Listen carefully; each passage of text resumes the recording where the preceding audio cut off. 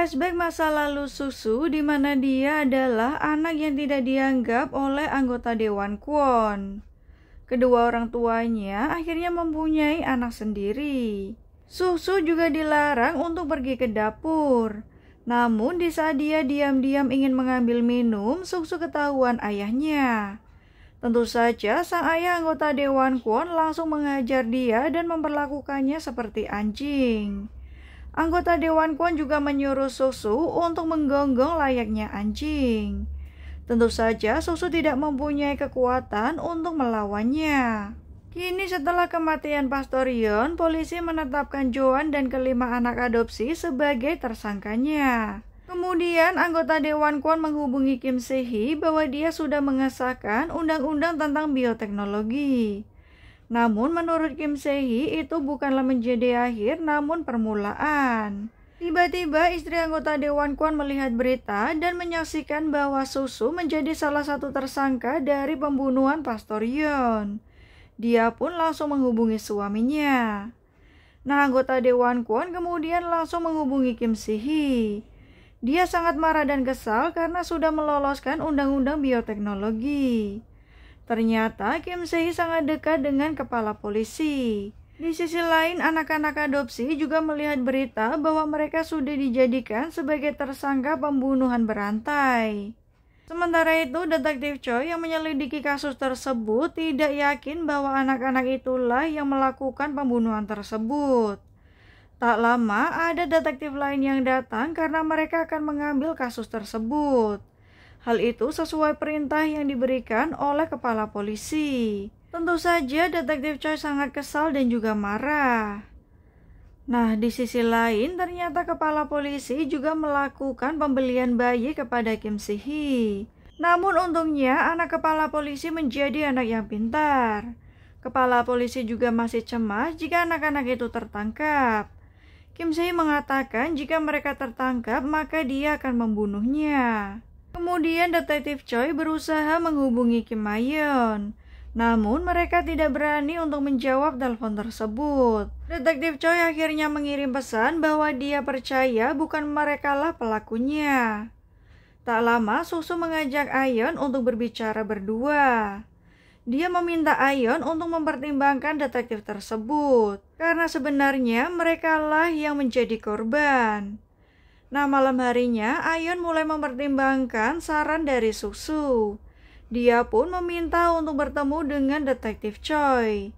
Setelah sampai di stasiun kereta, Ayeon akhirnya meninggalkan beberapa bukti untuk Detektif Choi. Namun, dia buru-buru pergi saat Detektif Choi akan datang. Ternyata, Ayeon memberikan beberapa berkas dari anak-anak adopsi. Selain itu, Ayeon juga mengirimkan pesan suara dari anggota Dewan Kwon ketika menyerahkan anak-anak adopsi kepada Woo Tae-sik. Terlihat ada seorang pria bertopi yang mencurigakan. Kini para orang tua adopsi yang sudah menyingkirkan anak mereka terlihat ketakutan. Namun staf dari pelelangan bayi mengatakan bahwa anak-anak yang sudah diretur hanya 1% yang masih hidup. Nah, mereka pun tidak percaya. Akhirnya staf dari pelelangan bayi memberikan bukti bahwa anak-anak mereka sudah meninggal. Tak lama Kim Se-hee datang.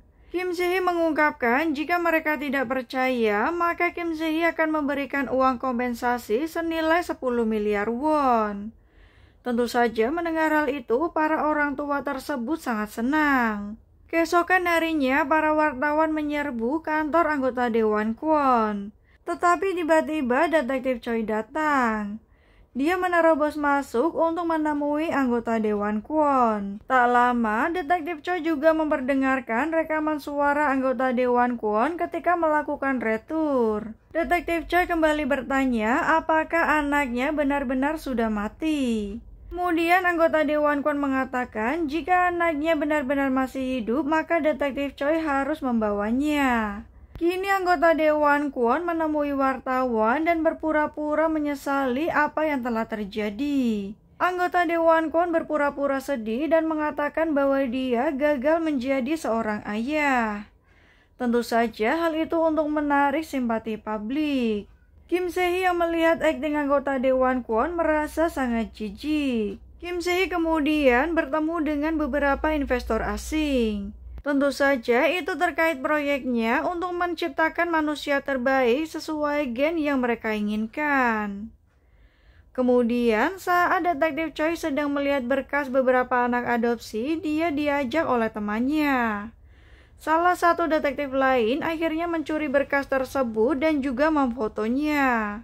Selanjutnya, foto-foto tersebut juga dikirimkan kepada Jung Hyun.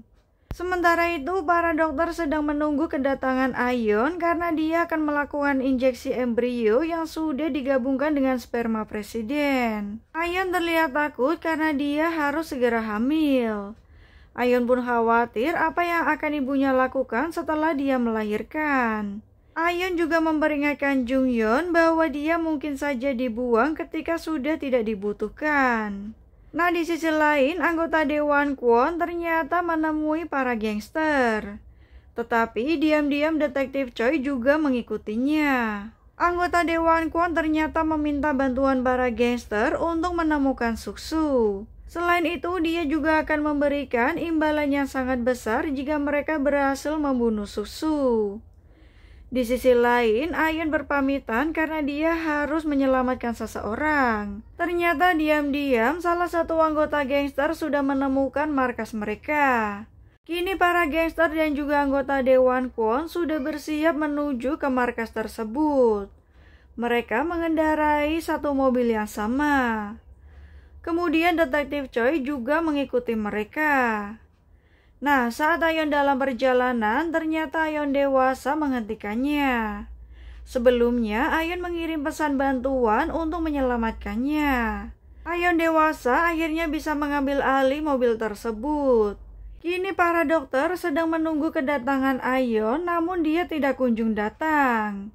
Terlihat detektif Choi juga membuntuti anggota Dewan Kwon. Kemudian Ayeon berterima kasih kepada Ayeon dewasa karena sudah menyelamatkannya. Ayeon dewasa juga mengungkapkan walaupun dia takut tetapi mereka harus melawannya. Tiba-tiba detektif Choi memberitahu bahwa markas mereka sudah ketahuan. Di sisi lain, Kim Si-hee menerima telepon dari Nyonya Besar.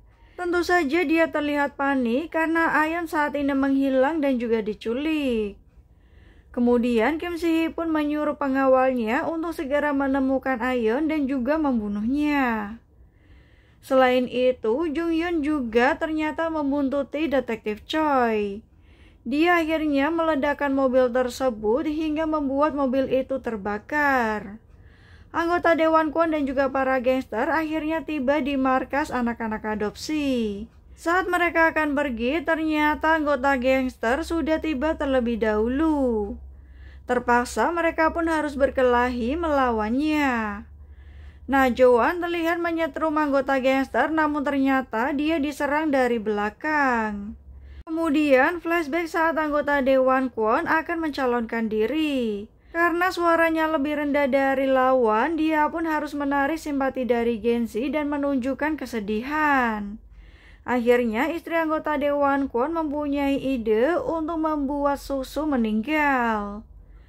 Nah, kini anggota Dewan Kwon akhirnya bisa bertemu dengan Suk-soo kembali. Anggota Dewan Kwon mengancam jika Suk-soo tidak mengakhiri hidupnya, maka dia akan membunuh teman-temannya.